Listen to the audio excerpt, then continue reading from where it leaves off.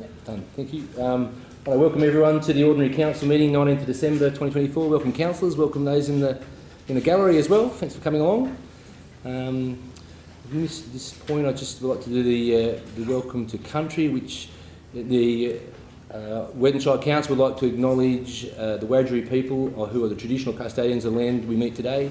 We would like to also pay our respects to their elders, both past and present of the Wiradjuri Nation, and extend that respect to other Aboriginals who are Australians who are present or watching on the live feed. The Weddin Shire Council would also like to honour our service personnel who have sacrificed their lives in the defence of our freedom, our peace and our prosperity. We acknowledge all of our frontline workers and volunteers who each day provide our essential and non-essential services, especially those within our Weddin Shire local government area. Councillors, before we move on to attendances and applications for leave, I just ask that we can just break standing orders. That's all right. I'm not going to move in a second. We break standing orders tonight. Yep, moved by Councillor Macon and second by Councillor Montgomery. Thank you very much. I just wanted to bring up something which is not, I think, dear to everybody here and everyone in the community. Everyone's probably aware there was a tragic accident that occurred on Sunday evening that claimed the lives of a couple of young men from Grenfell. And I think it's important that we say that on behalf of this council and all of the residents of the Weddin Shire, we want to pass our deepest sympathies to the families of those involved and the friends of those, the ones that have lost their lives. I know the words don't help at this time, but please know that the whole community's thoughts and prayers are with you and to the family, and please reach out if there's anything that we can do to provide support during a pretty awful and terrible time. Weddin community has always come together and supported people and supported one another and comforted one another in these tragic times. But that's being said, if I just wanted to say that if anyone is out there that needs some additional support or some additional help, please don't be afraid to reach out to the council, or as well as on the council's website you'll find some contact information from some additional support services that are available as well. So please use those support services. It's touched the hearts of everybody in the community, and I think there's not much else to say, but just we offer our condolences, and that's about all we can say, I think. So anyway, that's all. Please accept it. So thank you very much for that, councillors. In that case, I'd now like to move on to 4, which is the attendances and applications for leave. The General Manager. Yes, through you, Mr Mayor. Councillor Jan Parlett is an apology and has requested an application for leave, and I do believe Councillor Simon Rolls would just be a late attendance to this meeting today. Yep. That's right. So we can have a move and a second to accept those, please. Yep, moved by Councillor Montgomery, seconded by Councillor Gorman. All those in favour? Aye. All those against? Thank you. Move on to... Just got to catch up. On to 4, the confirmation of the previous minutes. The minutes of the Ordinary Council meeting held on 21st of December 2024. Is anyone going to move and second for that? Yes, moved by Councillor Gorman, seconded by Councillor White. No comments, councillors, regarding those minutes? Everyone's happy with them? They're true and correct? Yeah. So all those in favour of accepting those minutes? Aye. Yep. All those against? Thank you, councillors. Next we move on to item 6. Look at the General Manager to report on our disclosures of interest for this meeting, please. Councillor Michael Neal, in relation to item 13.1, Delta Agribusiness Installation is description of interest is an employee. It's a non-pecuniary interest. As we're actually not making a decision, it's not necessary to leave the room. Item 16.4, in relation to the caravan park tender, as there is a personal declaration of a daughter working at the Criterion Hotel who currently manages the caravan park. It's non-pecuniary. It's significant no, but you will be leaving the chamber. I myself, General Manager Noreen Vu, item 13.2 in relation to the planning proposal, the draft planning proposal for the reclassification of community land to operational land. It's a pecuniary interest, yes. It's significant, yes. And I will be leaving the chamber as I am a tenant in that property. Thank you, Mr Mayor. Thank you. Very good. Next we move on to second 7, which is our public forums, which is really wonderful. We've got a member of the community, Mr Jeff Gallimore, to present on behalf of the Grenfell Grow Group. So if you'd like to come up, Mr Gallimore, and have your 5 minutes of fame.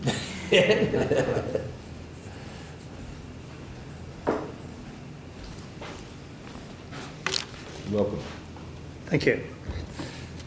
I'm here this afternoon on behalf of 20 residents of the Weddin Shire to outline a vision we share for the construction of the Grenfell Cultural Centre, and we do appreciate this opportunity.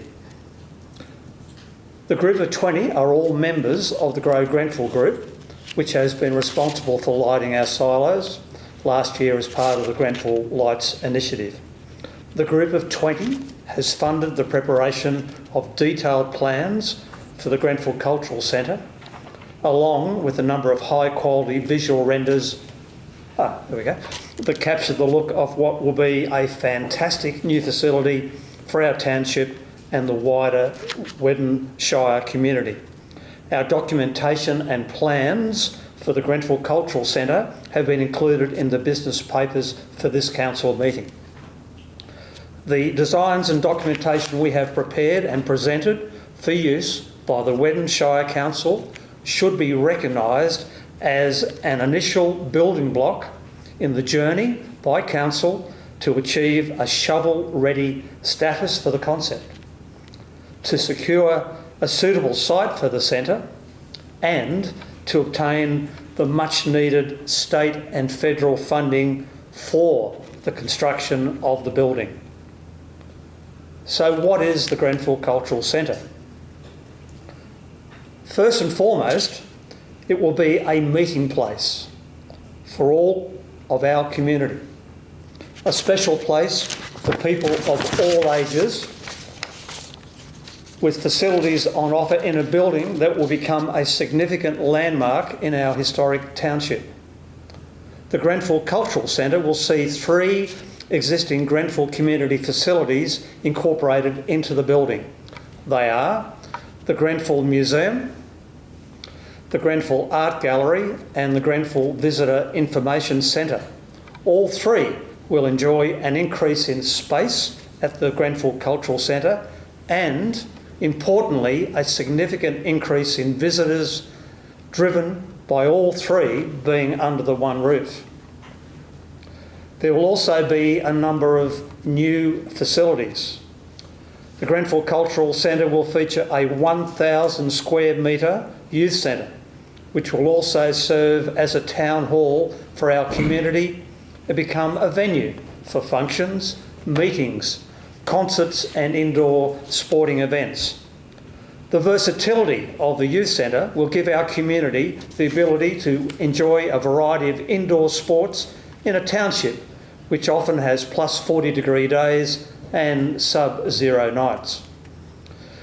There will be an area set aside at the centre to house a permanent Indigenous exhibition that will provide our community and visitors with a greater awareness of Aboriginal history and culture. There will be a cafe and a stylish main foyer which will allow visitors easy entry into the building. Entry to the foyer will be via a covered front portico and a circular driveway which will be welcomed by visitors dropping off their passengers and also allow for grand arrivals, a great phrase, grand arrivals for visitors and others come to special events at the Cultural Centre. So what are the next steps for the proposed Grenfell Cultural Centre? Our group of 20 invites Weddin Shire Council and the 9 councillors here today to review the plans and documentation that we have prepared. We invite you to strongly endorse, I use that word, strongly endorse the Grenfell Cultural Centre concept, which upon completion will be owned and operated by council with the ongoing support of our community. It is an important initiative for people of all ages living in the township of Grenfell and our shire. And once again, it will become a meeting place for everyone in our community. For the 9 councillors and council management here today, The Grenfell Cultural Centre provides an opportunity for you to be the driving force that creates a very special community asset that will be enjoyed by so many people in so many ways and for many years to come. It will be a challenge to achieve the final construction of the Grenfell Cultural Centre, and we invite you to accept that challenge and drive this great concept through to completion, knowing that our community will be there to support you. Thank you. Thank you very much. Any questions before I... No questions. Thank you. All good. Thank you, Raj. Jeff? Right. Next we move on to the Merrill Minute. There's no Merrill Minutes or reports tonight. Next we move on to section 9, which is motions and questions with notice. We have some questions from Councillor Niven, 3 questions there. The General Manager has nominated to respond to those questions by way of a report to the business paper. That's it. So I think that's completed. We don't need to move in a second, do we, Councillor? No move in a second for that one. So we've got the 3 answers there. Thank you very much, Councillor Niven, for those questions. We move on to item 10, the General Manager report. 10.1, the draft code of meeting practice. Do we have a move and a seconder for the draft code of meeting practice, Councillors? Yes, Councillor Makins, and seconded by Councillor Neal. Please. Yeah, I'll ask you to speak on it, please, Mr. General Manager. Yes, thank you, Mr. Mayor. This is the draft model code of conduct policy and procedures. It is being tabled for councillors' awareness in terms of putting it out for public exhibition. We are asking for it to be extended out to 42 days, just taking into consideration that we are about to go into the Christmas shutdown period. It's the model code and procedure that we've had in place, and it's the version of 2020. Councillors, I have briefed you that the Minister for Local Government is looking at changing the code of conduct, but it is a requirement that this policy is adopted within 12 months of the new council term. So it's important to actually adopt it now and then obviously wait for the new policy to come out and the new procedures if there is one. So there is actually no change between the version that is currently online and this version that's being put forward. The coloured text has 2 meanings to it, and just around the red text being optional, so council don't need to actually adopt that red text. So that's just something for consideration there. At this point in time, we're just recommending to adopt what's, I guess, optional, and there's the black text is actually the mandatory provisions. Thank you. Any questions or comments regarding the code, councillors? No questions? No? Thank you. Thank you for the report. All those in favour of adopting the 3 recommendation that Council will place a draft model code of meeting practice on public exhibition, and the General Manager to prevent a further report to Council with all submissions received at the conclusion of the public exhibition period, and in the event of no submissions received on the prescribed number of days, Council will formally adopt the code of meeting practice without any changes as per the policy. So all those in favour? Aye. Yep, and all those against? Thank you very much, councillors. You're not against? I said you weren't against? No. No. Sorry, that was of... Sorry, that's the code of conduct. Oh, sorry, now we move on to 10.2, which is the code of meeting practice. Sorry, yep. So we move in a second for the code of meeting practice, please. Yep, moved by Councillor Gorman, second by Councillor Montgomery. Thank you. Thank you, Mr. Mayor. Sorry, I got ahead of myself. The draft code of meeting practice, again, is a draft policy that we are proposing to put out for public exhibition for a 42-day period. The model code of meeting practice, again, is no different to what we currently have in place. It's just noting that I think this week the Minister for Local Government has released a potential new code of meeting practice, but until that's in place, we will need to, again, adopt a policy within the 12-month period. It obviously governs in terms of how we conduct ourselves in the council chamber, in terms of, how many speakers for and against the talking time, which we don't have a clock for, so it's something that we might want to consider as a localised addition, just a suggestion there. But all jokes aside, the code of meeting practice, the draft version, is now presented to council. Good. So same again, councils, we've got 3 recommendations there. Council will place a draft policy on public exhibition 42 days. The General Manager will refer the report to Council if there's any submissions, and in no submissions, then Council will formally adopt the Code of Meeting Practice. Any questions or comments? No? Everyone's happy with that? So, all those in favour of the recommendations? Thank you. And all those against? So carried. Jumping to page 136. Councillors, 10.3, the draft councillor and staff interaction policy. I think the General Manager is going to speak on this, or the... Oh, sorry, yes, yep, we have a move in a second for that one, yep. Moved by Councillor Macon, second by Councillor Gorman, thank you. Thank you, Mr Mayor. So with the councillor staff and interaction policy, the point of difference, because again we've just used the model policy, is that in the councillor request system, it just had some basic information there in terms of if councillors wanted to put a councillor request in, we just had to respond to it within 2 days, but I acknowledge that the how-to part wasn't actually specified in the model code, so I have proposed a bit of a localised provision in there just around if councillors want a response within the 2 days, that they put it in, they submit it in, and they include my email address in, and then also our records email address, which is mail@weddin.nsw.gov.au, put quite clearly into the subject heading, to the authorised staff member, with the subject heading councillor request, and inserting the topic that they need the information on. This process doesn't stop for councillors just emailing the not authorised staff in terms of just wanting just general information if it's not pressed for time. So this is just more of a formalised way. I do have to report back in terms of how many councillor requests in this format comes in and how fast we responded back to councillors, as well as a bit of a KPI. And then in the authorised staff table in Schedule 1, it just talks about giving a bit more of an explanation of why you might contact staff. So for example, we've now added our IT officer in, just because we acknowledge that you're all on laptops, so you might need some IT assistance there as well. And then obviously if you needed to contact the executive assistant, there's some instructions around what the executive assistant can help councillors and the Mayor with as well. Well, just a question then, what would happen if we had an acting GM in that role? Does it still go through the system? Through Mr Mayor. So I would assume that the authorised staff member, the 2, is the acting general manager, right, and then the CC would be myself. Okay. Yeah. Any questions or comments, councillors? No? Nothing? So same recommendation, endorse the draft Code of Councillor Staff Interaction Policy to place it on public exhibition for 42 days. Request the General Manager presents a report with all submissions received to Council, and if no submissions are received, the Council will formally adopt the model Councillor and Staff Interaction Policy.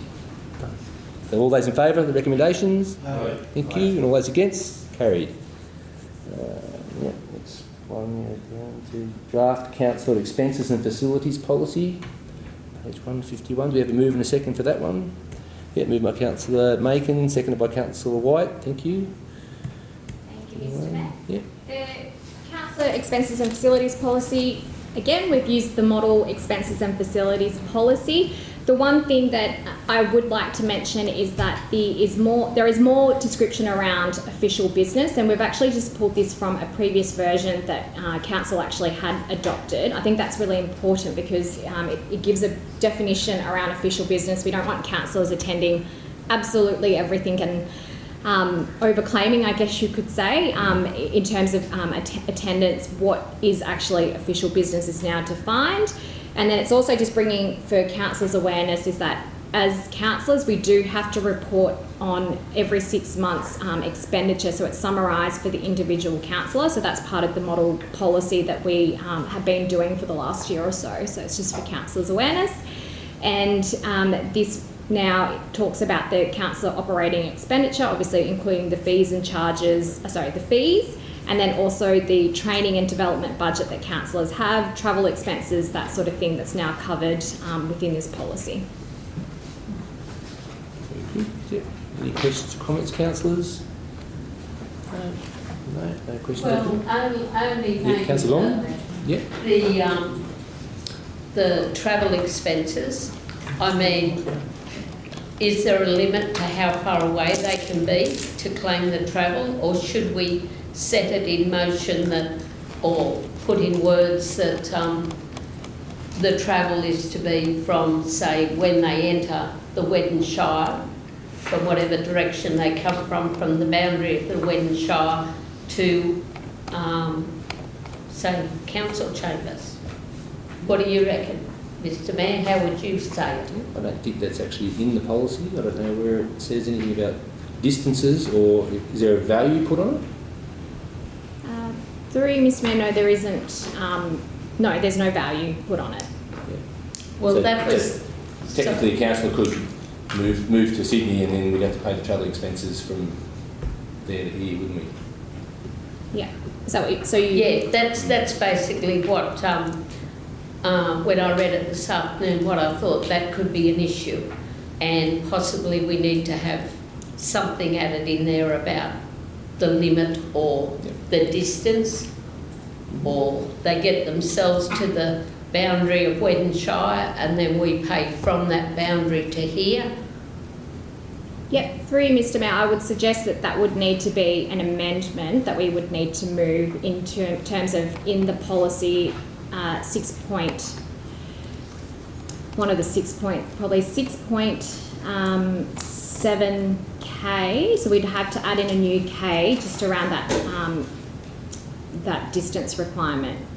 But that's over for councillors to move as an amendment to. Am I allowed to move an amendment? Because I scribbled something down today.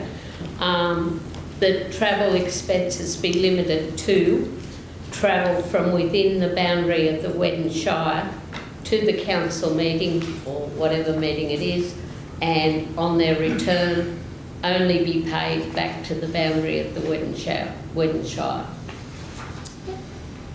If you don't like the wording, you can improve it. Yeah. So. We've got to move that. Do we have a second for that, or so we can open up for discussion? No.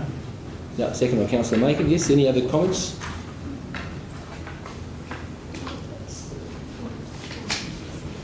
Councillors? So, yeah, we've got to move in a second. No councillor comment? Or is that something we need to address now, or can we put that as a submission into and then bring it back as a part of a submission? Through you, Mr Mayor, I probably would be Rather. more comfortable that it's an amendment now, so then we can publicly exhibit it. Right. Yeah. But if councillors aren't happy, they can then put a Yeah. submission in. Okay. Yeah. Yeah, Councillor Niddon, yes? I'm a bit lost with it because there was a councillor at Wagga went to Broome and the council used to pay travel backwards and forwards. So I'm lost with this. But councillor, should that be an expense of that council? If that councillor chooses to move, for instance, and said, someone moves away and moves to Sydney or moves to Port Macquarie or something, should the actual community then be paying that cost for them to travel all the way back before the actual council meetings? Oh, look, I think it needs a bit more research. Yes. Myself. Yeah. Through you, Mr Mayor, I think Councillor Macon, yeah. It's very situational, that sort of specific circumstance where if a councillor does move away, Yeah. that it would be then, if it's a clause within the policy that through individual circumstances, that way, instead of making a from 50k radius of the Weddin Shire Council, because then you're going to go, if someone lives in Yarn, Forbes or whatever, then it's the same sort of deal. So I think maybe having that sort of, not generalised I suppose, but sort of a stipulation within that policy to go, okay, individual circumstances may dictate certain circumstances that council would be eligible to pay. If that makes sense. Yeah, no, I understand what you're getting at. I'm just saying, but once it's in the policy, it's Yeah, then it's adopted. It's adopted. Yeah, so yes, correct. that's a difficult thing. If we don't put anything in there, it's adopted. I believe something needs to be in there, but like for whatever reason that a family member a council might have to move away for a short amount of time because a family member might be seeking medical treatment in Sydney, for example, and then it's sort of that individual sort of circumstance. I don't know how that could be worded within the policy, Yeah. but Through you, Mr. Mayor, if I could make a comment around individualisation, because it Yeah. comes down to someone either makes the call and then you put that back onto the general manager, or the council make the call, and if it comes down to either party says no, then that can become a targeted issue, I guess you could say. So I feel like a more standard Yep. text is the best way to go, is my personal opinion. How would you word it? Through you, Mr. Mayor, how... Oh, sorry. Oh, no, through you, Your Mr. Mayor, to Councillor Gorman, how you worded it, I didn't see an issue with. Oh, okay. Yeah. Yeah, Councillor Macon, do you have a comment? Through you, Mr. Mayor, I am struggling to understand this a bit, where you're trying to, the motion, you're actually trying to move to individualise that, but how does that affect other travel for councillors to other meetings and so forth? If you're only talking about someone not living in the Shire itself and having to travel to the meeting, it reflects back on us having to travel to Orange or something. No, for a the- meeting. Actually, Mr. Mayor, that's I not- hadn't thought beyond the meeting. I Yeah. was only thinking of the meeting. Yeah, I think Councillor Gorman, I think the General Manager can address that. Yeah, so if, through you, Mr. Mayor, if there are delegate meetings, for example, that are in Orange, or if you're going to a conference, that's a separate approval process. So that's the reason why there's limitations, because we don't want councillors just getting in a car and going to every single thing and then putting a claim in, especially if they haven't been voted as a delegate. Yeah. So travel to Orange for a conference will have prior approval processes in. So but in the majority of circumstances, if you are travelling outside of the LGA, we do, to a conference or training, we do encourage, as per the policy, for councillors to take a council pool vehicle in the first instance, and if the car's not available, then that's when the expenses comes in, and it will be from place of home through to the training or conference area. So that's different provisions within the policy. Okay. Yeah. I understand that, but still, yeah, I'm not I might have grasping to the declare a concept. conflict of interest and leave. Because I get travelling.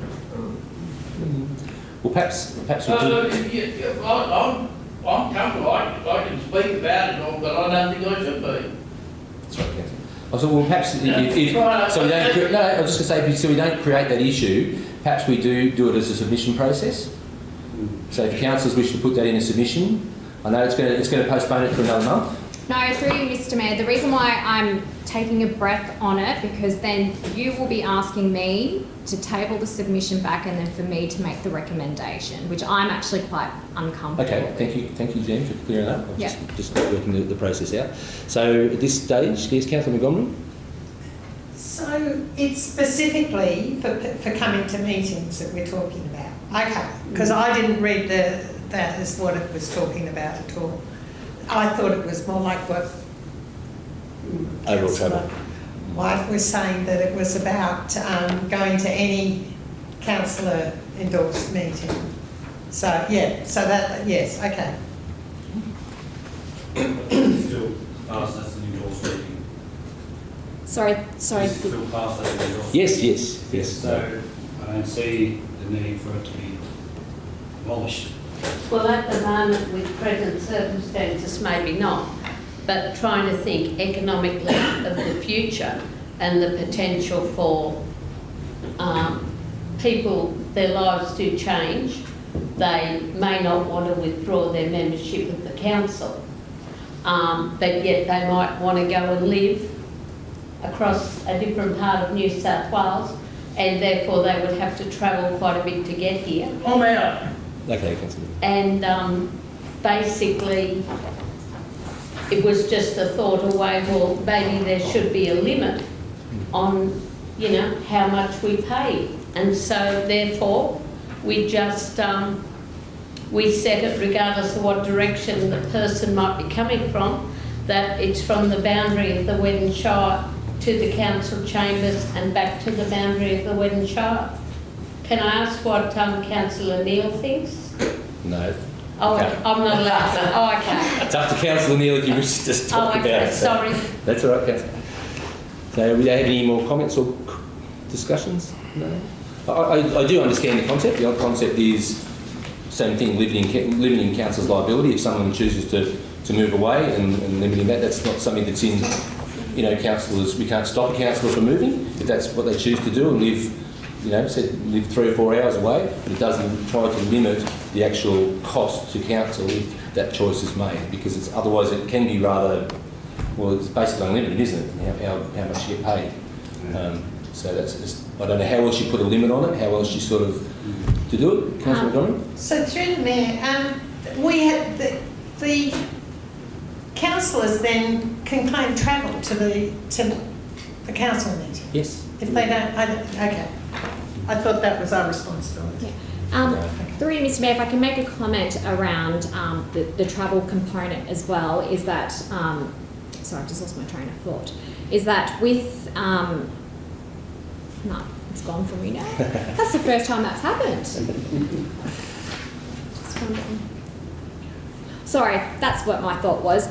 The travel from the boundary border, the boundary to the council meeting for this meeting, the ordinary meeting, extraordinary meetings, or council committee meetings, it was actually a rule within the old policy. So I just thought I would make that quite clear. So what was in the old policy around the border to this council chamber, or if we were doing training down at the bowling club for someone who lived outside of the LGA travelling through, that was a previous provision within the old policy. Outside the LGA, through you, Ms. Mayor, it's outside the LGA, not within the LGA. No, it was within the LGA. Within the LGA, sorry.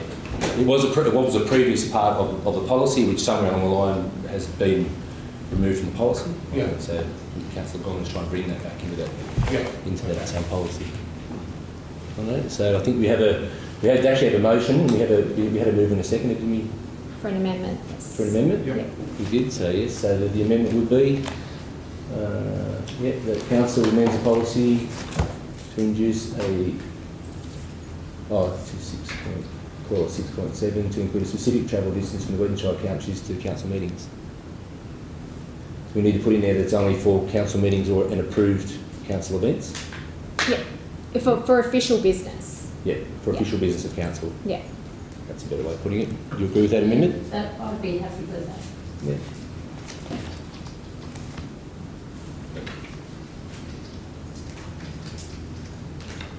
Council, sometimes those decisions are hard, but sometimes they're necessary. We haven't said whether we agree or not. We don't have to say that yet. That's all right. We've got it moved by the Councillor Gorman, seconded by Councillor Macon. I'll now put that amendment to the vote. So if that amendment becomes... So that anyway, all those in favour of the amendment to the motion, please raise your hands. 1, 2, 3. That's 4. 4. Thank you. So that the amendment is now carried. So then we put the whole motion to the whole motion, including the amendment, to the vote. All those in favour of the recommendations, including the amendment, please say aye. Yep. All those against? Thank you, and that's carried as well. Thank you very much, councillors. Can I just ask? If we just ask Councillor Niven to come back in.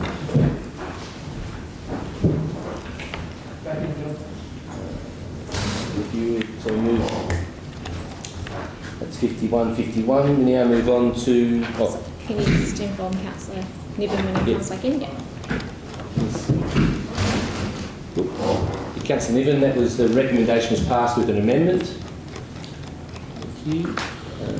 We then move on to the council amends the policy to include clause 6.7 to include a specific travel distances. Thank you, and that amendment was carried. Move on to 10.5, the review of the delegates register.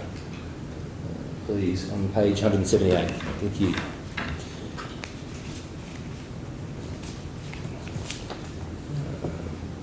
Council delegate, oops.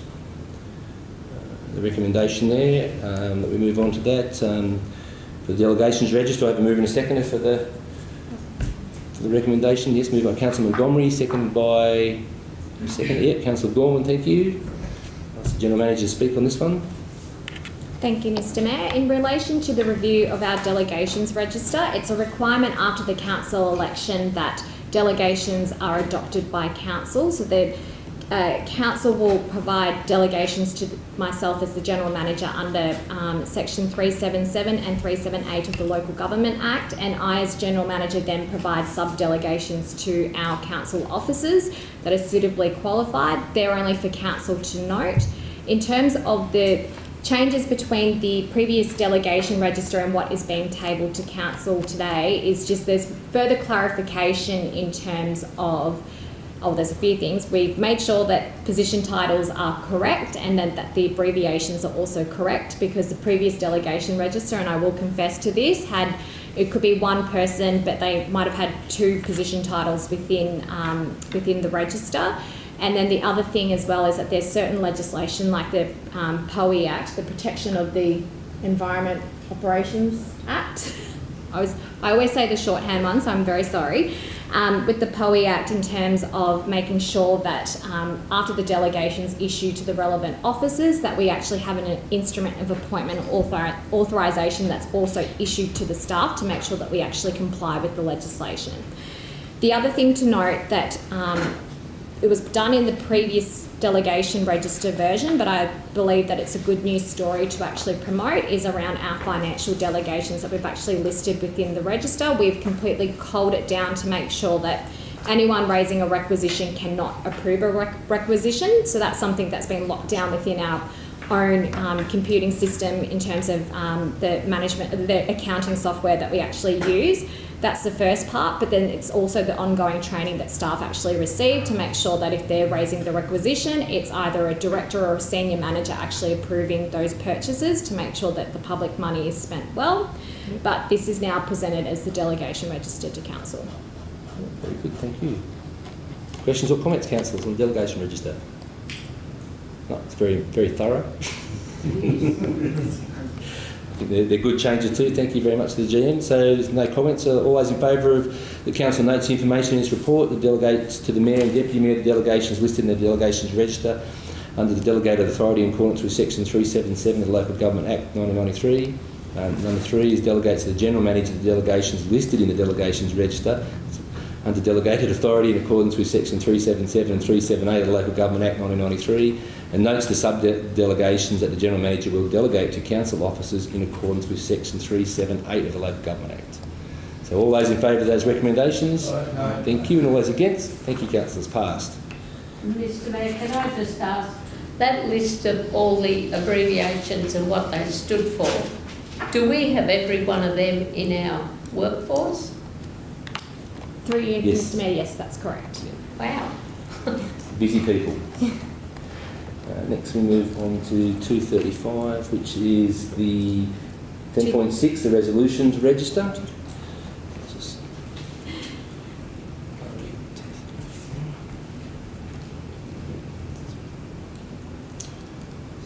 Just give me a second. 224. 224. Right, resolutions register. I recommend the council notes the attached resolutions register of 11th December 2024. Do I have a move and a seconder? Discussion yet. Moved by Councillor Neal, seconded by Councillor White.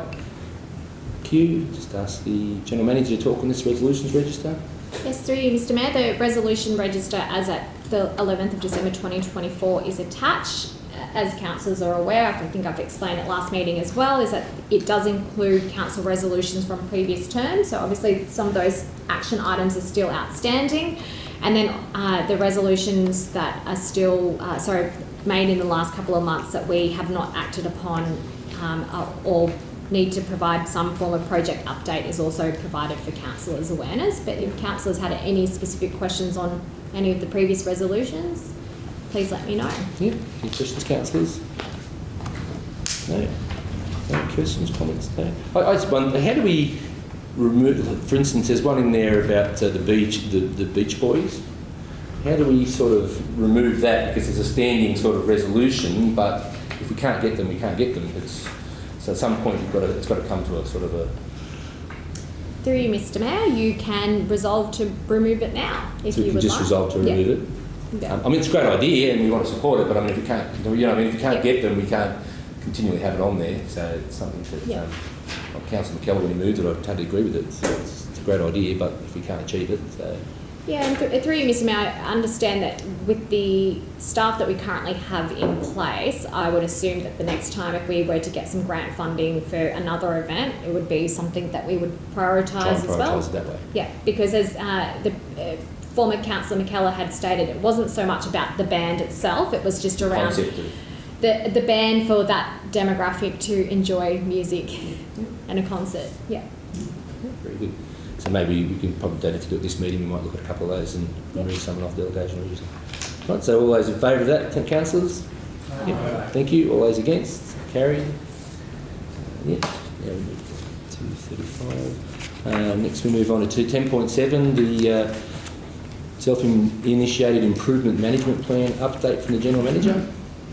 We have a mover that we note the updates, please. Move in a seconder. Yep, moved by Councillor White, seconded by Councillor Macon. Thank you, councillors. Thank you, Mr. Mayor. In relation to our self-initiated improvement management plan, so this is the first time that the councillors are seeing this. In our 22-23 financial year, we did run into some issues in relation to our restricted cash amount that we had in the bank on 30 June and the amount of debtors and accruals and the amount of grant liabilities at the time. We put together this self-initiated improvement management plan, which to great success we've been able to progress quite well as an organisation. I was able to sit there with the staff at our last procurement and finance meeting just to thank them for all their hard efforts, things around having a plan that we commit to make sure that the staff come together as from the different departments to talk about how we manage finances, how we go out and procure appropriately and properly to make sure it's within best practice guidelines. So that's been going on a fortnightly basis, and I can't thank the staff enough in terms of how I've seen them grow during this period of time as well, in terms of things that they've learnt and managing their own budgets. Then there's other more strategic priorities that we need to really make sure that the council focus on to make sure that we've got our strategic risk enterprise agreement done, our business continuity plan and our long-term financial plan. I feel that if we don't have a plan that shows to council those action items, they might fall off the list as we're all very, very busy people. By having this plan and tabling it to our Audit Risk and Improvement Committee and then providing it to council afterwards, just allows everyone from a governance perspective to continually monitor growth for the council. Checks and balances. Yeah. Well, good, thank you. Any questions or comments? I think it's, once again, I think it's a great plan. I think and it's good that we can move towards from the weekly to fortnightly. It shows that you've got a level of confidence in how it's all going, which is really good. And I think that it's been important. We had issues, and this has been a great way of dealing with those issues, and we said keeping it with those checks and balances in place. So thank you very much for all the staff who do this and all the staff who work with it continuously. So in that case, I want to put the council notes that report. All those in favour? Right, thank you. All those against? No, so noted. Thank you. Next we move on to 10.8, the election of some committee delegates. So at this point we have some recommendations. We'll need to appoint a delegate for the Weddin Land Care Steering Committee and the Weddin Health Council. We also have to appoint a council committee to, the Weddin Health Council as well. And we then have also a resolution to resolve to withdraw its membership from the Lachlan Regional Transport Committee. So can I have a move in a second for those, please, councillors? Yeah, Councillor White again, and moved by second by Councillor Gorman. Thank you. Thank you, Mr. Mayor. For awareness, councillors, we have got councillor committee delegates to the Weddin Land Care Steering Committee and the Weddin Health Council. It's just good practice to have a new standing resolution to continue our membership on these committees. They're not committees of council, so we participate in these. And it's just around how can we ensure that councillors who become our delegate provide information back to the council, so the council know in the background what's going on in the land care space or what's going on with the health council as well.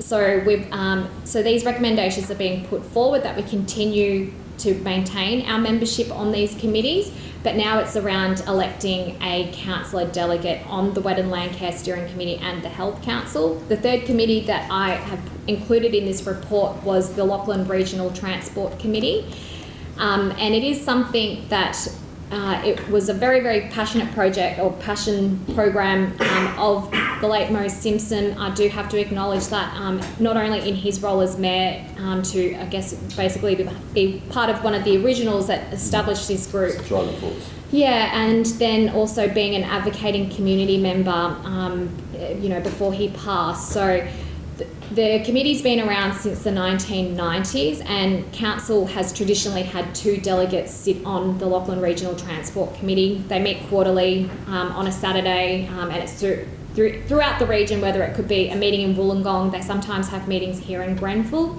And I think what the committee membership includes a number of councils. It also includes community groups as well as a number of other advocacy groups as well.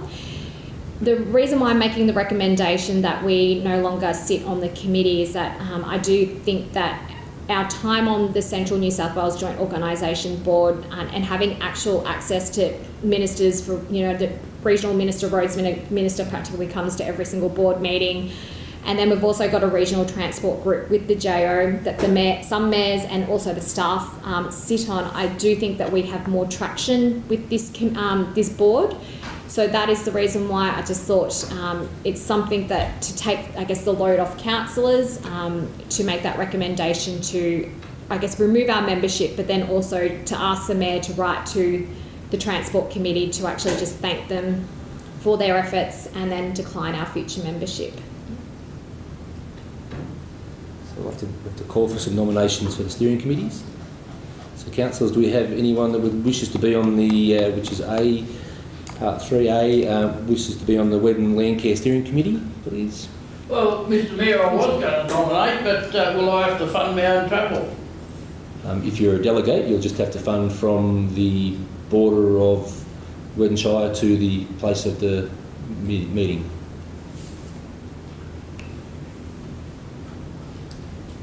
Very good. I will nominate. Oh, thank you. So anyone else nominate? Any other one anyone wants to nominate for the Weddin Land Care? No? So we actually have one nomination for that. I suppose we can just really call for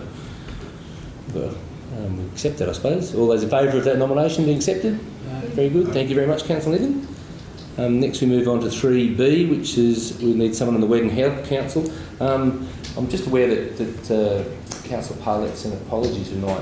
Have you had any comments, General Manager, on whether she would wish to nominate for this?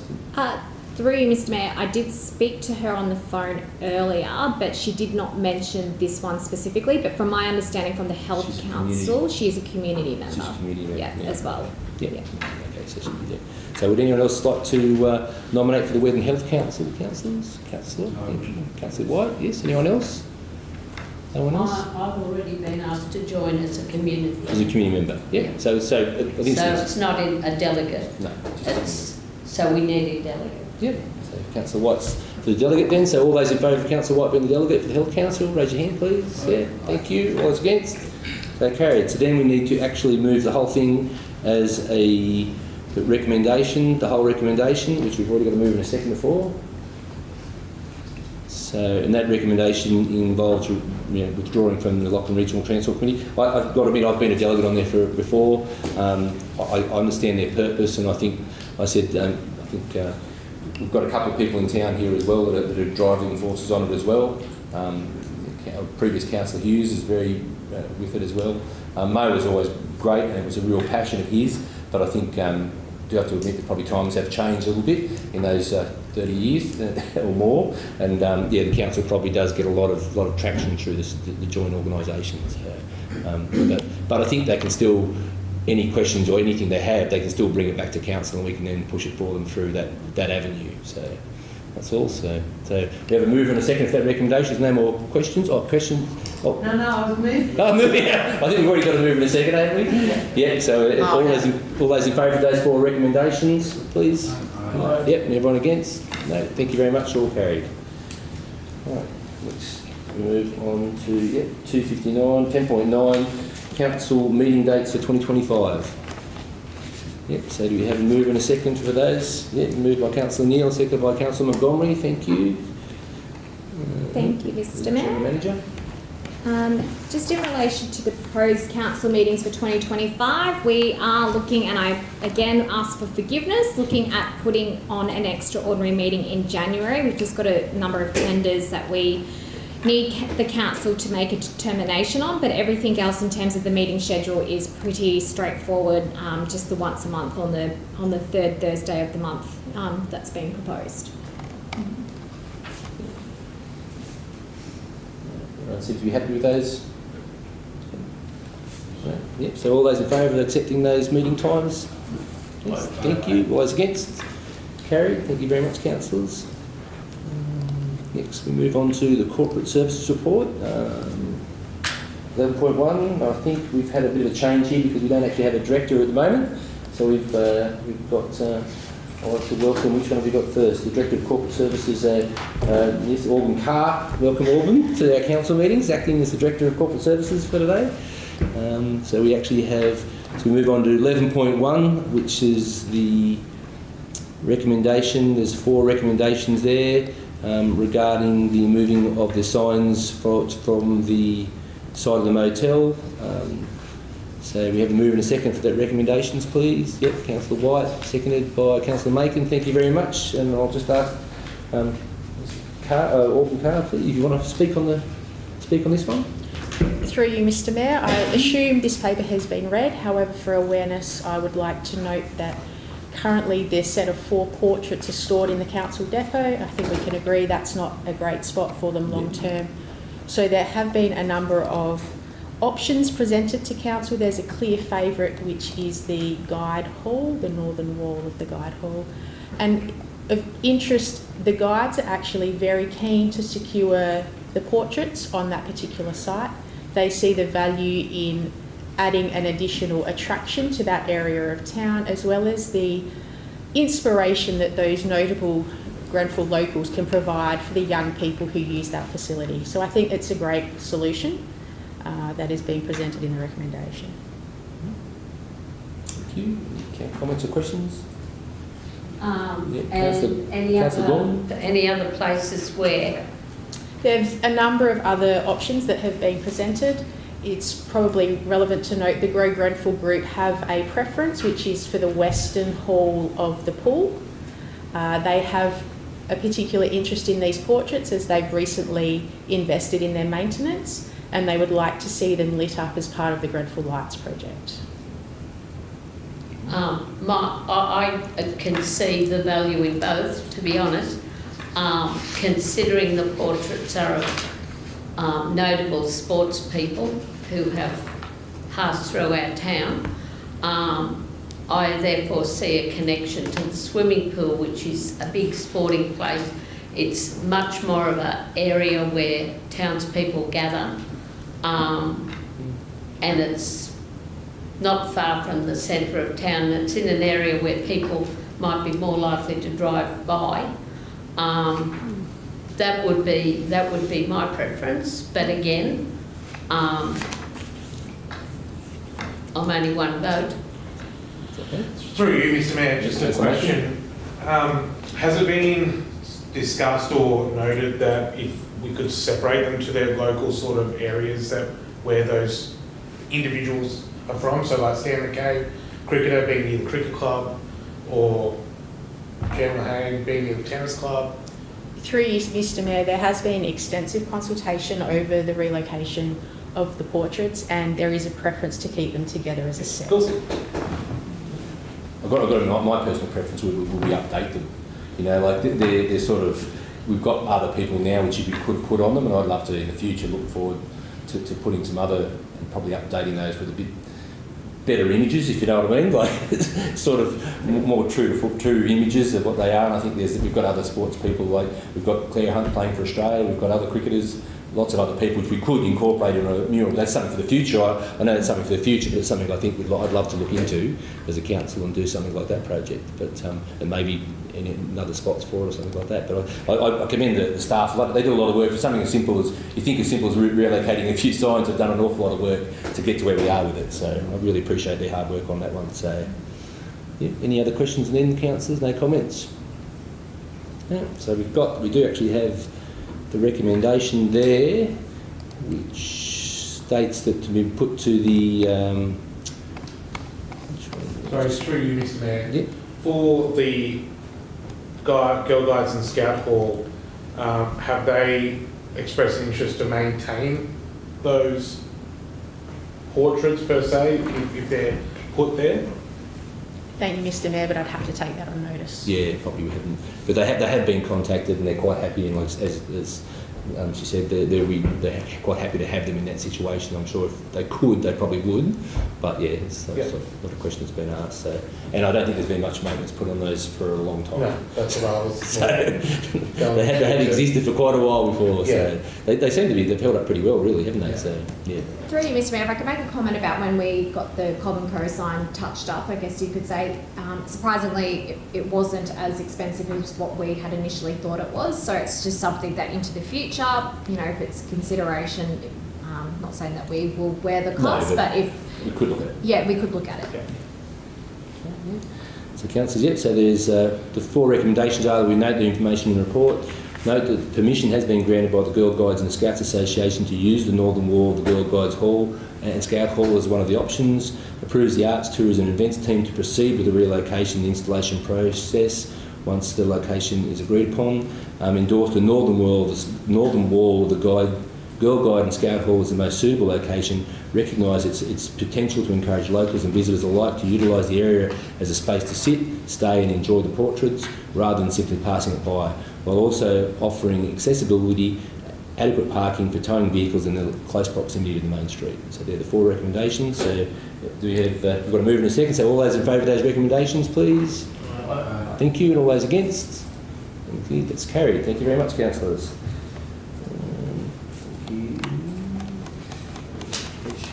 Next we move on to statement of bank balances and banking facilities.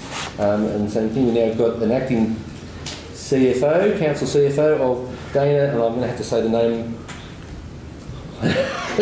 Hoyland, Dana Holland. Welcome, Dana.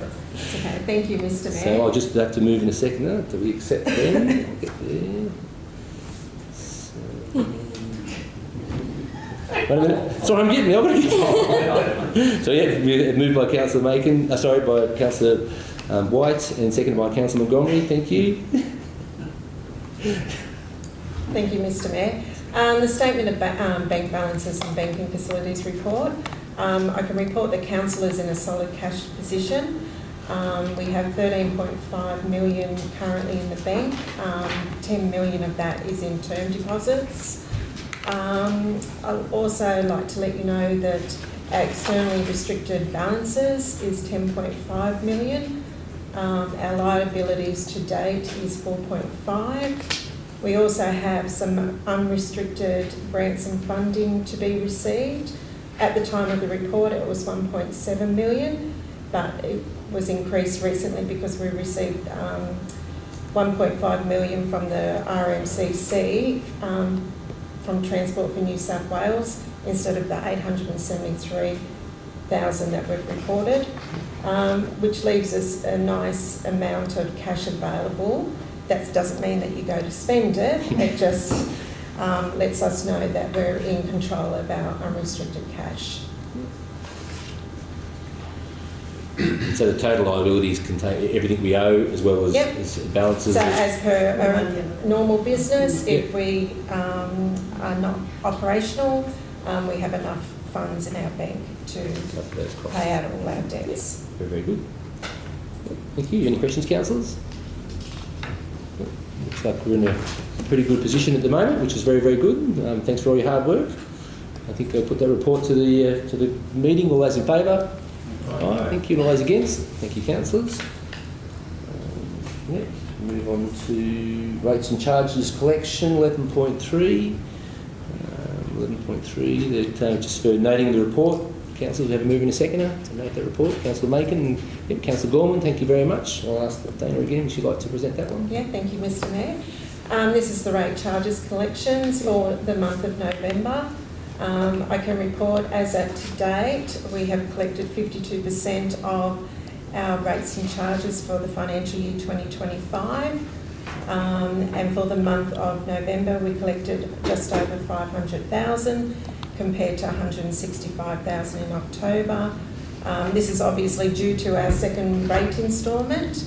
I will note that this is one of our focus points in the next 6 months because potentially, even though we're in a good position at the moment, there is still quite an overdue rates, which is required for council to operate. The more cash flow we get in, the financially benefit we are. So we are potentially, as per the report, looking at proceeding with a sale of land in the financial year 2026. However, we'll work very hard with the ratepayers that are in that position and hopefully not proceed to that, but we will have some deceased estates that we will have to go to sale of land. Yeah, understand. I also would like to note that since the 30th of June 2024, from our financial statements, where our benchmark for the overdue outstanding rates was 12.15, we've now reduced it down to 10.25% in arrears. It's still not below the 10% benchmark, but as mentioned, we have been working very hard on that. I think I'd like to say what a great job you've done to do that, and the rates clerk, well done. It's a hard job doing that. It is. I'll thank my team for that. Yeah, as well. Thank you. it is a hard job, and we thank you very much. It's something we don't like doing, but it's necessary for us those rates in to actually to carry on our business, the business of the council, and it's something we're always monitored on, and we're monitored closely by the government on that one. So to make sure we get on that 10% benchmark. Yeah. Questions, councillors, or comments? I think no questions or comments. No, everyone's happy with that report. Yeah, thank you. In that case, I'll put that report to the meeting. All those in favour? Yeah, all those against? Thank you very much, councillors. Thank you, Tana. Move on to 11.4, arts, tourism and events activities for the October and November. I'd ask Auburn to present that one. We'll have a mover and a seconder for 11.4. Council notes the Arts and Tourism and Events Coordinator report. Yeah, moved by Councillor Gorman, seconded by Councillor Neal. Thank you very much. Thank you, Mr Mayor. I assume this paper has been read. However, for awareness, I'd like to note the very busy team we have in the events space who are working towards the Light Up the Night event on New Year's Eve, which will be a fabulous all-ages community event in the main street, with the cherry on top of celebrating the new festoon lighting.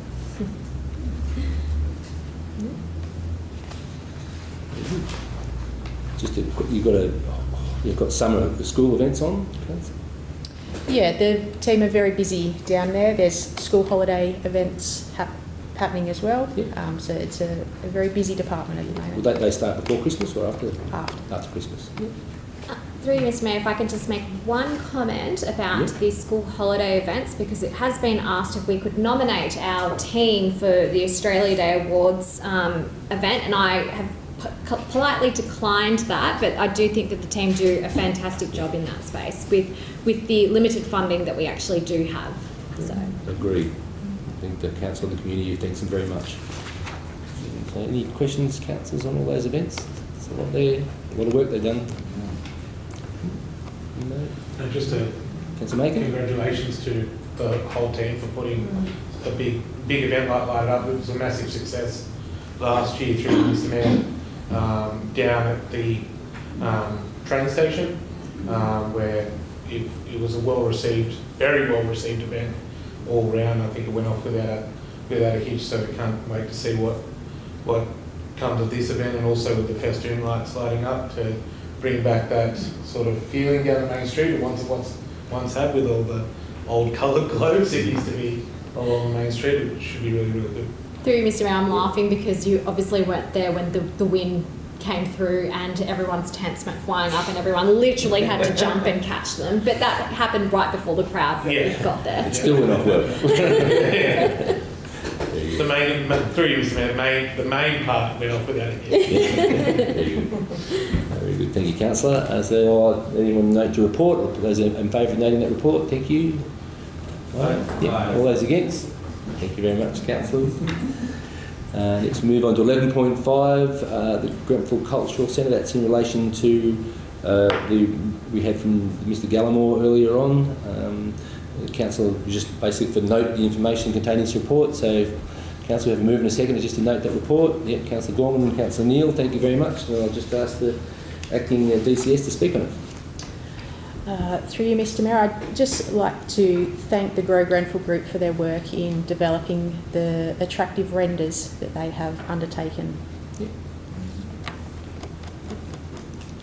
Councillors, any questions on the report? Or I suppose similar to the DCS, I want to thank all the work they put in it. They've obviously put a lot of hard work and and I'd say some of their own financial backing into this one. I think it's really good, and I think this is where we have the looking forward to coming in next year and doing our community strategic plan. These are sort of things that we want to see come into that plan, and really go out to everybody in the community and get their ideas and really develop a really good, strong community strategic plan that this council can use for the next 4 years and can go on in the future, because we've done good work. I think previously all the top priorities in that CSP have been sort of, the swimming pool, the main street, the medical centre have all been sort of completed.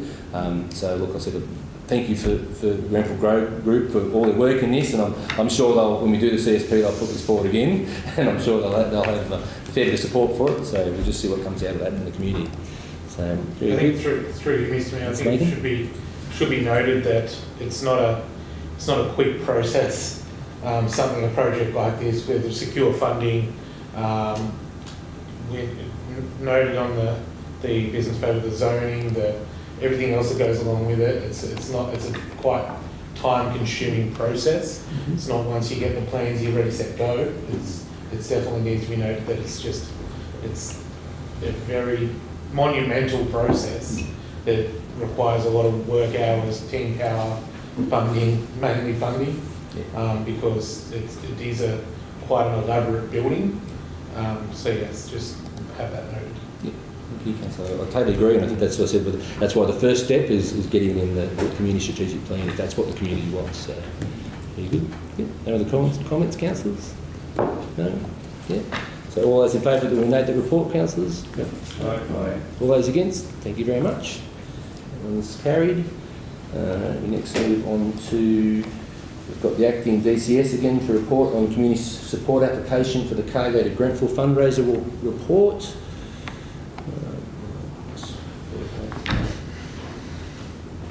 297, my computer's just taking me back to the start. Yep, so we have some attachments as well. So there's a recommendation to council on that's information and report. Delegates to the Grenfell General Manager. Endorses a $500 donation towards the event and improves the one-kind donation of hiring a Portaloo toilet for the use during the 13th and 15th of March. So we've moved in a second for that recommendations, councillors. Yeah, moved by Councillor Montgomery, seconded by Councillor Gorman. Thank you. And ask the DCS to speak on it again. Through you, Mr Mayor, I'd just like to note that these important community events are really vital. So it's great to see this event, which is becoming a long-standing event on our calendar, is continuing again in early 2025. The Cargo to Grenfell Group did request a $2,000 contribution, and we have proposed the $500, which is in line with last year, and as well as the addition of the Portaloo toilet,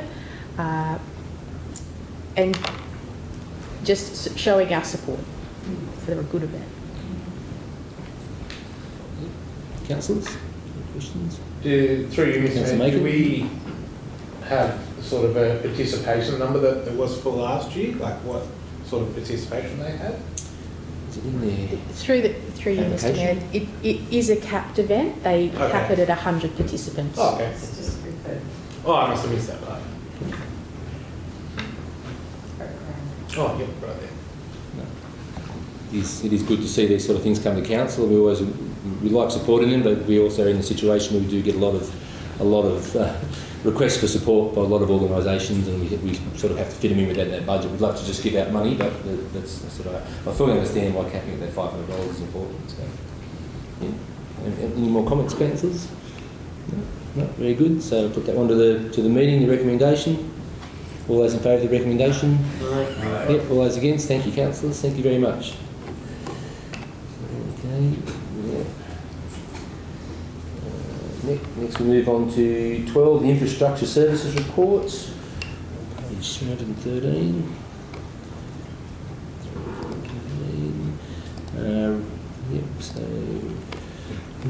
Council received and note the information provided in the infrastructure works report for November 2024. So we have a move and a seconder. Thank you. Moved by Councillor Montgomery, second by Councillor Macon. Thank you, councillors. Ask our Acting Director of Infrastructure, please, to present his report. Through you, Mr Mayor.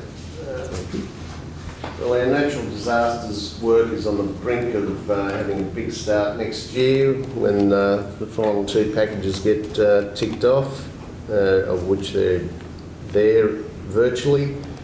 So we are planning to tackle a lot of the roads that the community is complaining about, and we'll do so. We just have minor finishing on one road in package 3 and one road in package 6 to complete. State roads are taking a lot of work at the moment with the resealing work and heavy patching. That's taken a lot of our resources there. Pullabooka Road drainage work is due to start early next year, which will be a good thing to get that opened up. Kurawatha Greenthorpe Road is also on the verge of completion. We could not do it because of harvest and truck access into GrainCorp not allowing us to seal that last section, which is now planned to happen on the 8th of January, and then we'll line mark and complete that work. Nowlands Road upgrade is ready to go, which will happen early next year to do that. A Ramagong Road culvert replacement tenders have been received for that, and they're yet to be evaluated by our team, our engineering team. Weddin Shire entry road signs are 98% complete, with just some minor solar light rectifications needed for that work to be fully completed. Good news, the Grenfell Cemetery toilet is completed and works very well. The solar light is now functioning, and the contractor's done a great job there.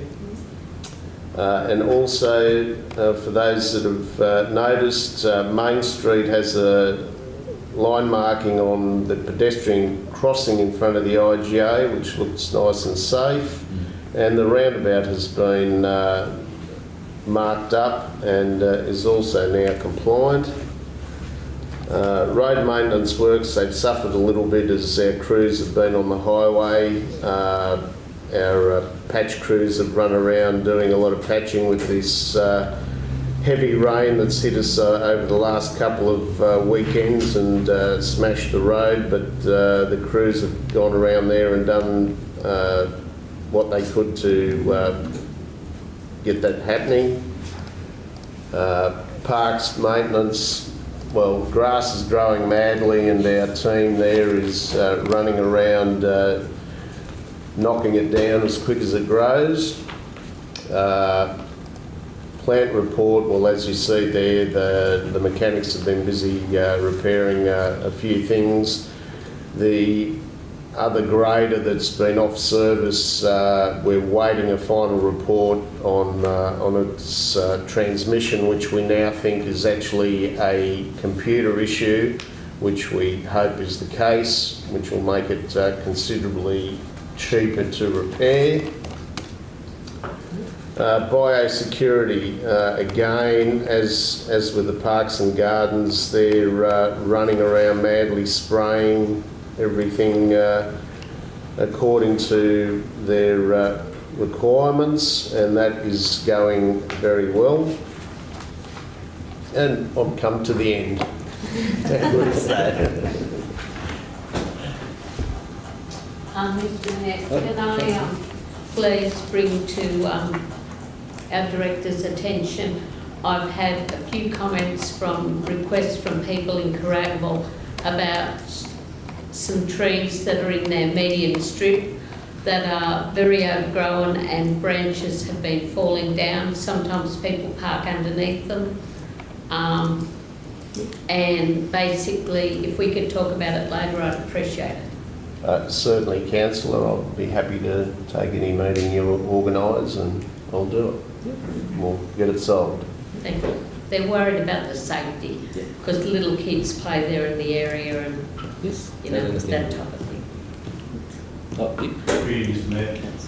Appreciate addressing the issue and the hazard with the crossing, and I'm glad to see it's been remarked again. That's really great.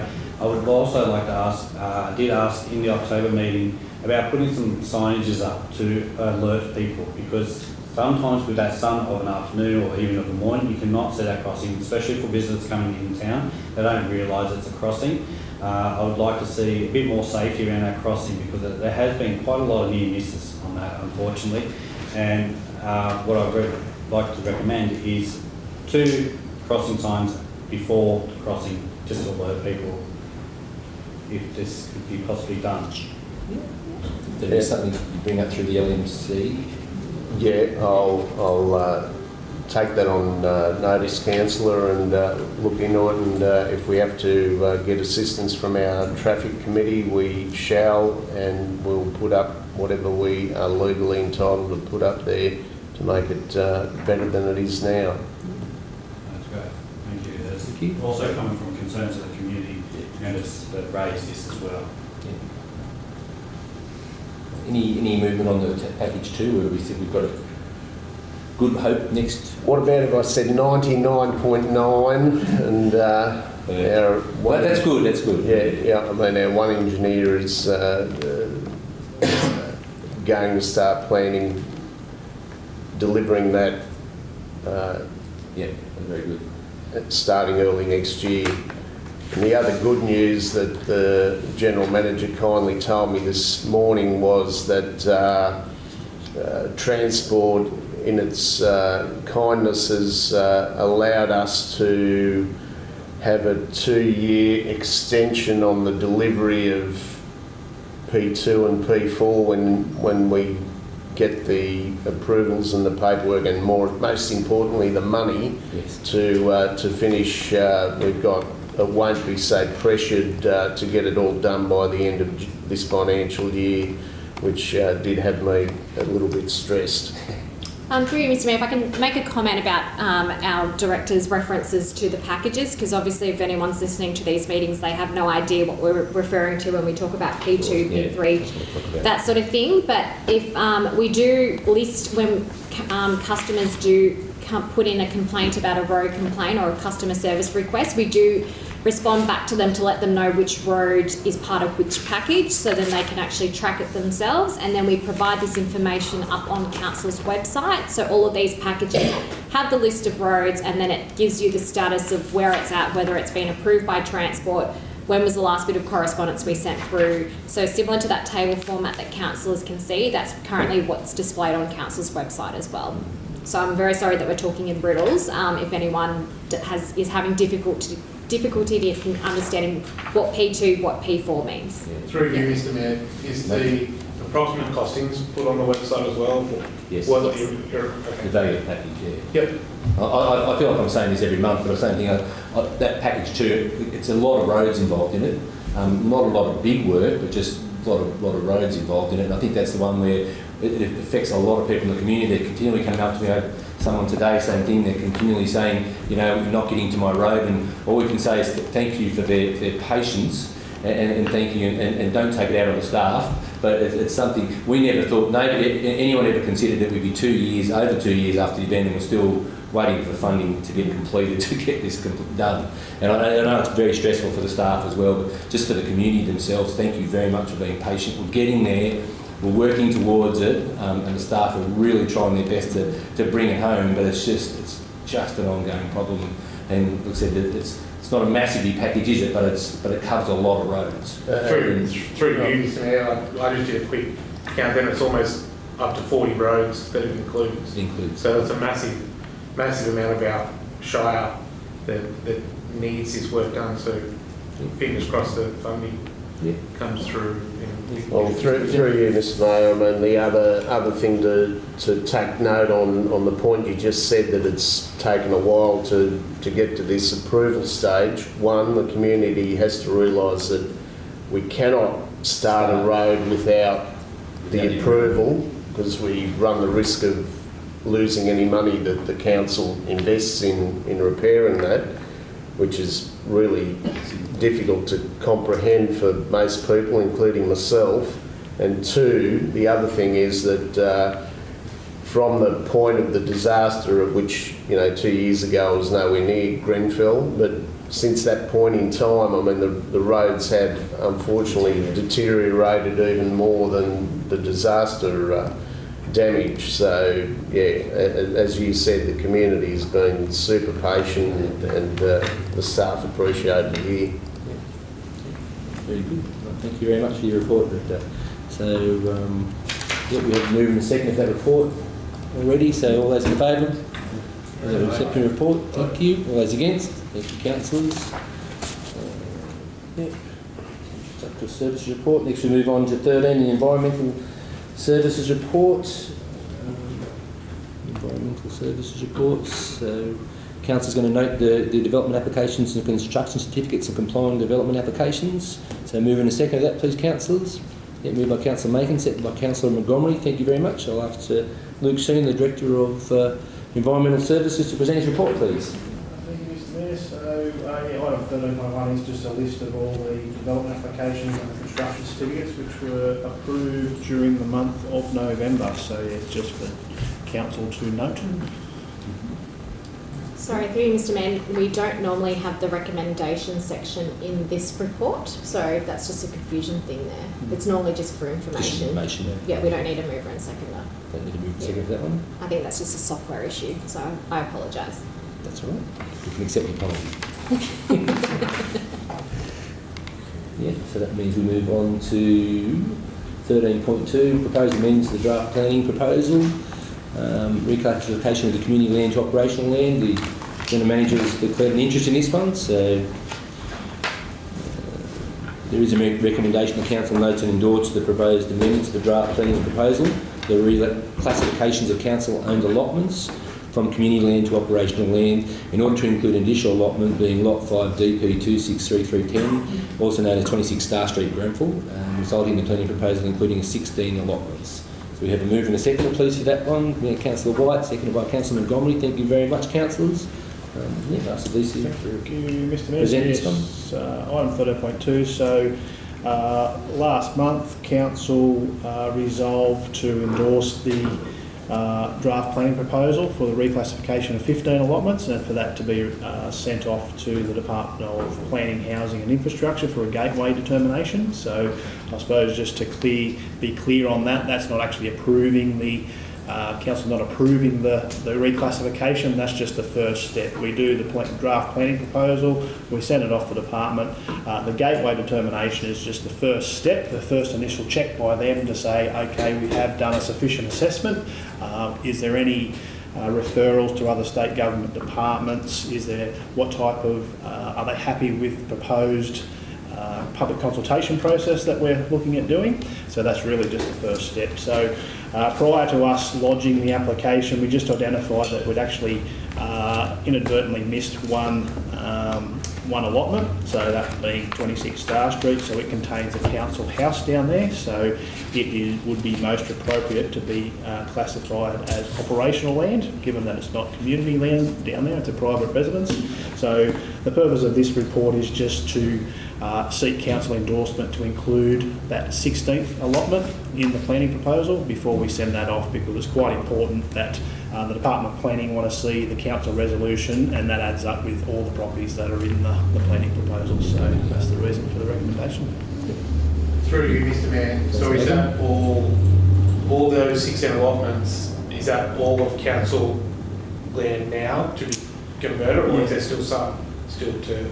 That's all, through you, Mr Mayor, that's all the land that we've identified. Yeah. Okay. So previous council identified, I think it was 14 allotments, and resolved for that during the planning proposal process. we have identified a couple of extras, or one extra, and then this one was just missed. So we're basically up to 16, which is the ones that we've identified, which we believe need to be reclassified. Obviously, council owns a lot of other land, but at this stage we would believe that they're probably appropriately classified as community land, being a lot of parks and community land.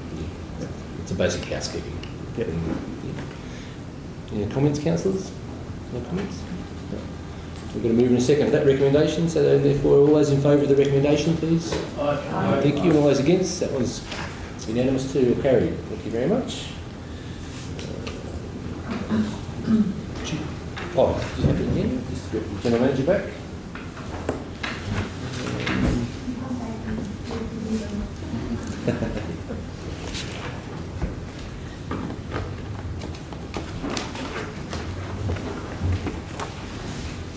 General Manager, the report was accepted. Thank you. Next we move on to 13.3, the Model Code of Conduct Complaint Statistics for 2023-2024. We have to note these. This is a requirement that we report these during the period from 2023 September to 31st of August 2024. Move in a second, please, councillors. Yep. Thank you very much, Councillor Macon and Councillor White. Thank you very much. Ask the General Manager to present this report, is it, or actually? Right. Sorry, DCS, sorry. Thank you, Mr Mayor. So, I'll do, yes.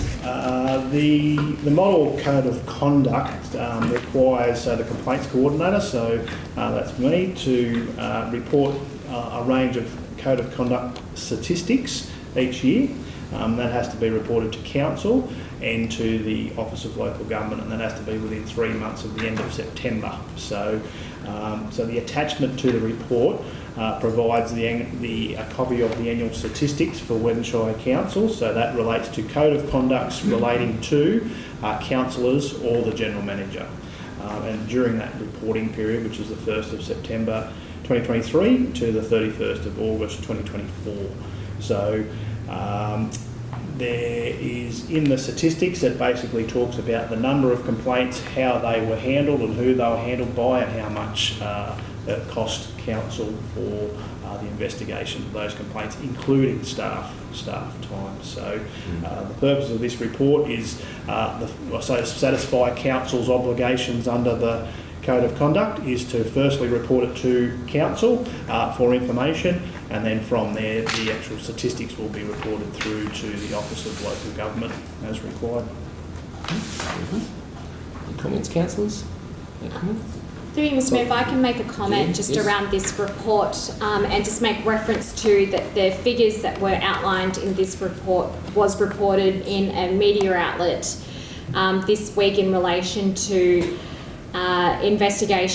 complaint investigations at Weddin Shire Council. It was misstated on the news because I think it's very important to state that this statistical reporting that every single council has to do is in relation to whether complaints have come in about a councillor or the General Manager. And so the stats that were pulled out to imply that it was investigations around staff or conduct within the organisation was incorrect, and the figure that was provided was also incorrect of the 70-odd thousand that's been quoted. That's also been, I think, trending on social media. So it's just misinformation, unfortunately, and to state that it was complaint investigations. It's an official process. Every council has to report on it, whether or not a code of conduct complaint has been lodged against a councillor or against myself as general manager, and whether or not it actually gets taken to the next stage where you actually engage a preliminary investigator in, or whether or not preliminary reviewer, who then, if they make a determination, it goes to a final investigation process. So I just thought I needed to make that quite clear. Yeah, I think it's also important to note that the Office of Local Government, the new Minister Ron Honing, is looking at this for that exact reason. It's an expense to councils, and he's looking at ways of doing it better. And I think we all, this council, I know, would completely support that, and we've actually put submissions into him regarding that this process is expensive, it's onerous, and I think it's probably a little bit outdated as well, how it operates. So I think it does come across to council, to the community, and as the General Manager pointed out, but that's the process. So any other comments, councillors? Any comments or questions? No? Very good. And we'll put that one to the meeting then. All those in favour, accept the report, please. Thank you. All those against? No, thank you very much, Councillor. Thank you very much, Director. That's it. So we move on to 14, Delegates Report. This is, I've just put a Delegates Report here for Central Tablelands Water. I'll take that all councils have read it. Just a few things in there. I think I'll mention, I suppose, I don't need a movement second time report. Basically, that the CTW has been asked to bring their, in line with the integrated planning in reporting, which is they don't normally do, which is going to come at a significant cost. However, there is some financial help for them, 50%, but that will still cost a lot of money. It's another example of a change in policy from the state government that filters through, and it becomes a cost to those councils to actually do those things. So there's another example for that. And also a little bit there about where we're up to with the actual Blubula, we call it the Blubula Water Security Program, but it's basically a discussion about raising the level of the dam wall at Lake Rollins, which is where Grenfell gets its water from, and on that discussion paper they've also looked at the business case they're doing is putting some pipelines from Lake Rollins down to Carcoar Dam. So there's a bit of a concern at the CTW that it will be the water will be used for irrigation and not actually used for critical human needs. But the Minister Rose Jackson has really assured us that the priority is critical human needs. That water for people is the important priority. So CTW is very happy to hear that. It's a massive big business case. It's going to take years for it to be completed, but we can all hope that the result is that we get an augmented water supply at Lake Rollins, which secures the water for Grenfell and all the other areas that we use it for a long time to come, and makes the business case for CTW a stronger business as well. If you've got more water to sell, you're more financially stable. So that's all. So I'll just have we move in a second to accept my Delegates Report. That's all. Thank you, Councillor. Yeah, moved by Councillor Gorman, second by Councillor Niven. Thank you. All those in favour? All right, thank you, councillors. Thank you very much. That's carried. Next, we shall sit. Minutes of the committee meetings. 36, 15.1, Council Committee Meetings Report.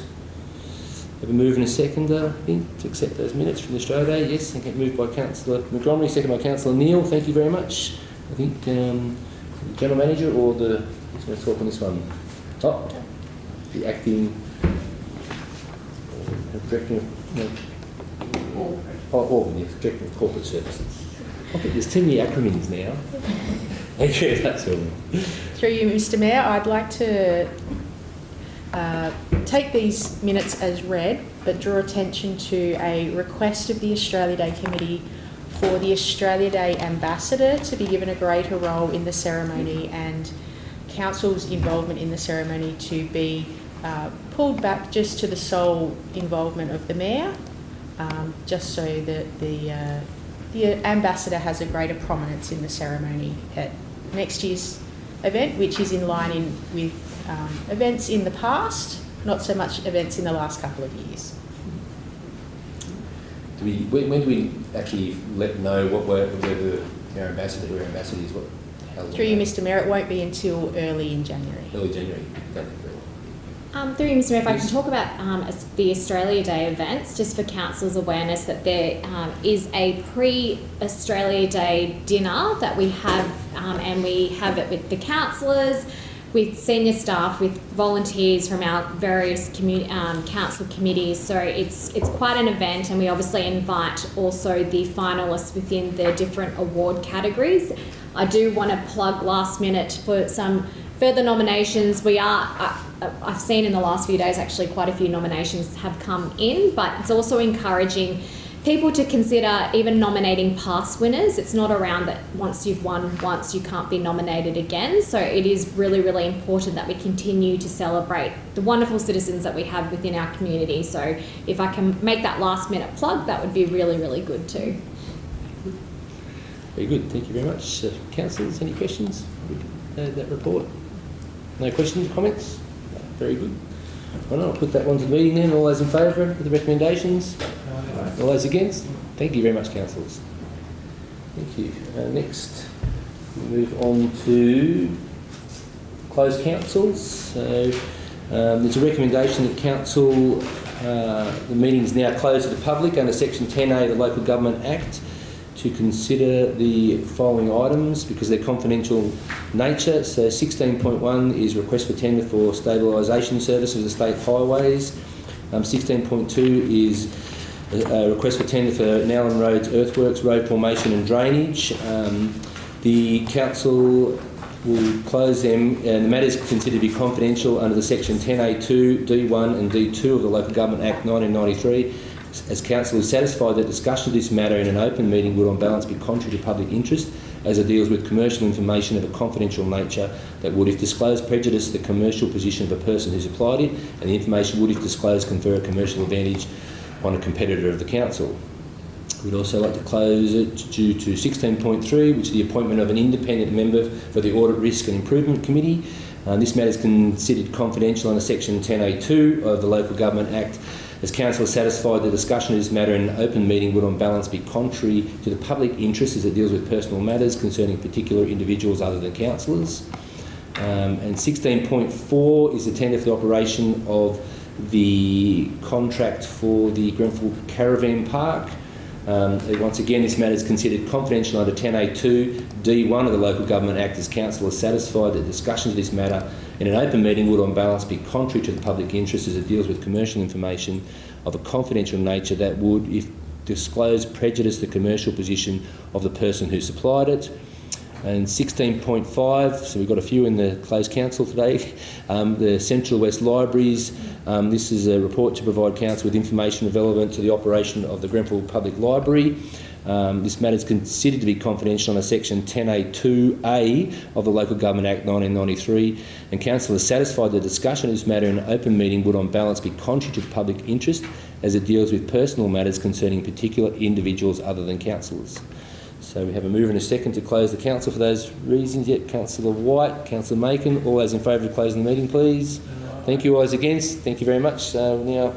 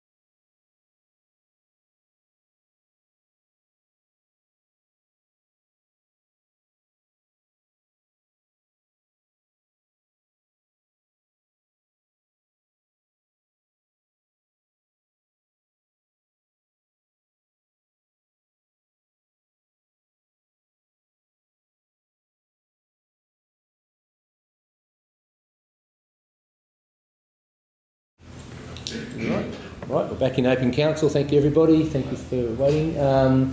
So the resolutions that were carried during the actual closed meeting, part of the council was the council on resolution, I can't see, 16.1, request for tender 2024 is resolution that council received and note the information report regarding the provision of part stabilising services for the state roads.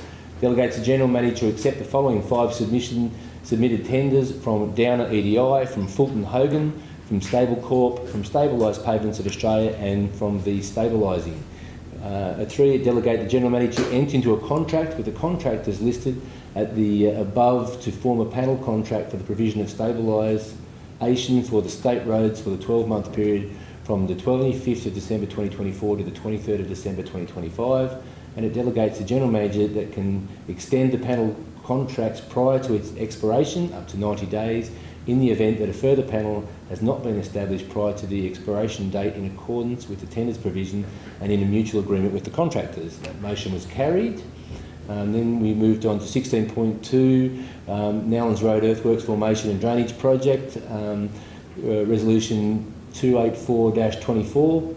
Look at that. The recommendation is that Council notes the information contained in the report, notes the evaluation information contained in the report regarding request for tender 38/2024 Nowlands Road Earthworks Road Formation and Drainage Project. 3, in accordance with the clause 176 of the Local Government General Regulations 2021, which allows the General Manager to seek variations with the 3 preferred suppliers being Riverina Earth Moving and Civil, Cooper's Civil and Crushing and DC Civil Enterprises, to allow variation prices to be obtained for the revised scope of works. And 4, it delegates the General Manager to enter into a contract with the tenderers who is assessed by the evaluation panel in providing best value and submissions after the request for variation to the request for tender 38/2024 Nowlands Road Earthworks Road Formation and Drainage Project is submitted in accordance with clause 178-3E of the Local Government General Regulations 2021. That motion was also carried. We move on to the appointment of the independent member for the Audit, Risk and Improvement Committee. It was moved that Council notes information contained in the report. 2, it appoints the independent member, Mr Michael Jones, to Council's Audit, Risk and Improvement Committee at the remuneration stated within the report to commence on the 1st of January 2025 for a period of 2 years.